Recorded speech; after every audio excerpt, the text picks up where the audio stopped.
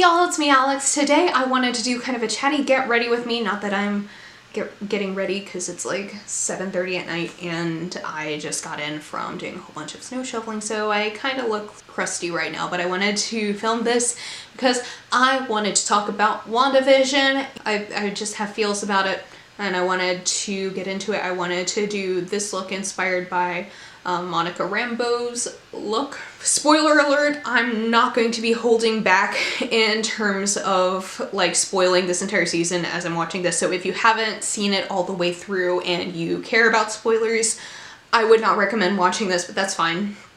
You know, come back, have this conversation whenever you finish watching it.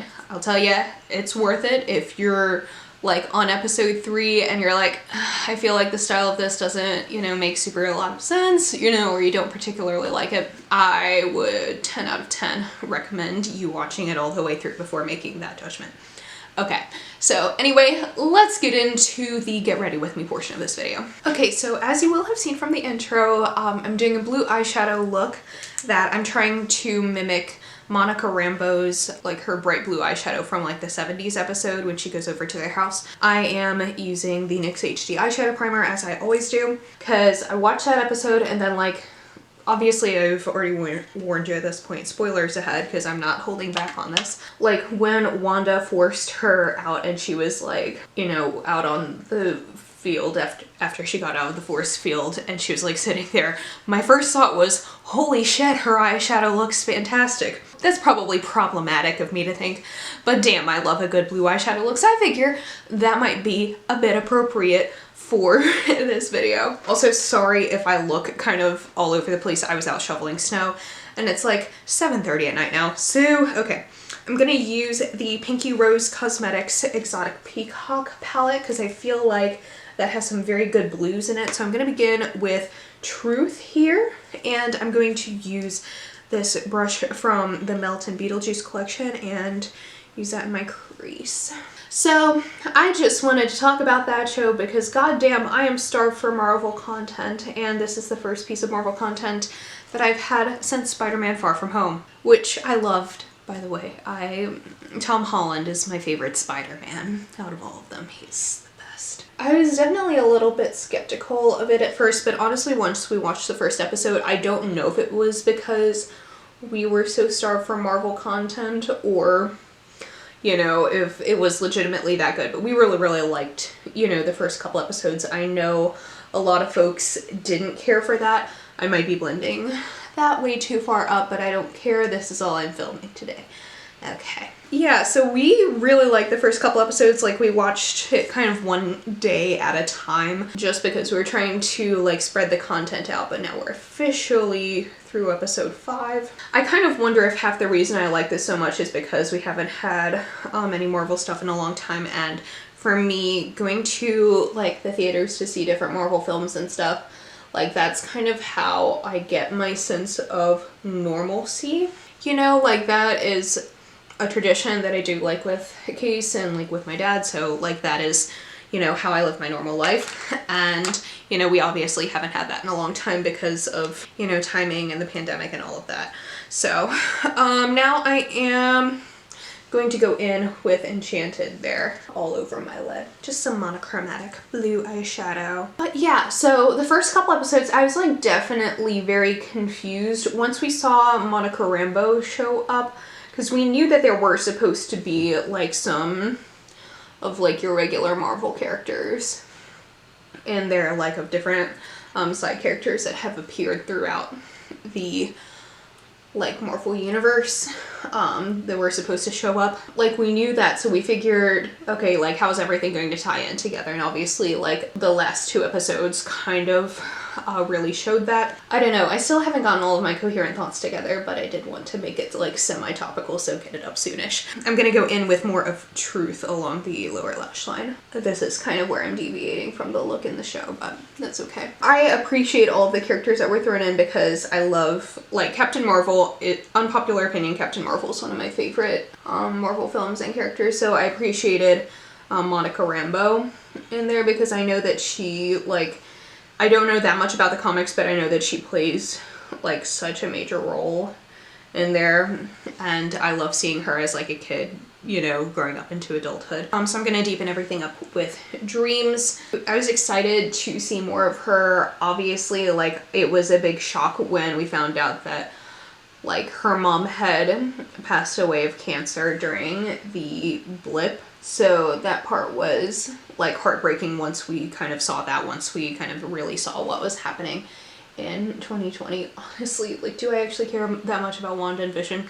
Yes, but Monica is my fave. So her and Jimmy Woo. Jimmy Woo is one of my favorite side characters as well, but that's also because mostly, if you ask me what Marvel film has the best side characters, that would be Ant-Man. So as far as Wanda and Vision goes, I am really glad, like, that this show came out, because I did want to, you know, actually see more of their personalities, because I feel like they really just came in on a lot of ensemble films and so really didn't get their time to shine, especially because I just really wanted to learn more about Wanda specifically. I liked her a lot. I know that she's, like, confirmed as one of the most, if not the most powerful Avengers. So I just, like, I wanted to know more about her. Okay, I'm gonna go in with Peacock on the inner corner. So, like, kind of getting to see her project this life that is, like, her ideal life with the love of her life, you know, kind of gave me a huge glimpse into part of her personality that we really hadn't seen, because all we had really seen was very powerful woman who had had a lot taken away from her. And so, you know, all we know is that she's, like, a badass and she wants to kick Thanos' ass. So, like, actually getting to see this, yeah, that put a lot into perspective. And I think that especially going into episode 4 and 5, it says a lot about, like, themes of grief and how we handle that, because especially when Sword had mentioned that in Vision's will, he had, like, a do not resuscitate, do not bring me back to life thing, because he didn't want to be used as a weapon. That also kind of put a lot into perspective of, like, okay, when you lose everything and you have to, you know, when you lose your family, basically, and you have to, like, build your life from the ground up, what lengths are you willing to go to grieve? You know, like, as Vision was kind of figuring everything out in the last episode. So it's not confirmed whether or not, like, Wanda made Pietro appear. I feel like she did it subconsciously. We can't know for sure, because I feel like I believe her when she says, like, I didn't do that, or at least she didn't know that she was doing it, because I feel like she did it subconsciously, but she didn't do it on purpose, you know. And I don't blame Vision for, like, not being able to believe her when it comes to, you know, saying, oh, I didn't do this, I didn't mean for that to happen, you know, because I think regardless of, you know, how much you love someone, if you discover certain things, like, you know, your entire existence with them was because you were brought back to life, like, against your will, even if you are enjoying that. That's a lot to take in. So my eyes are done. I'm gonna do some underpainting with my Fenty matchsticks. That's kind of, like, the biggest thing is just kind of, like, seeing her grief and also just kind of seeing what her ideal life would be. You know, if she actually had a choice in the matter, if she wasn't grieving so hard, you know, because I feel like she has a lot, and in a certain way, like, you know, if it weren't for the fact that she was, like, literally taking other people hostage, I don't blame her for doing what she did, because, you know, she had everything taken from her. But, like, obviously those are real people's lives that she was affecting. I also wonder, so the neighbor lady, I loved her.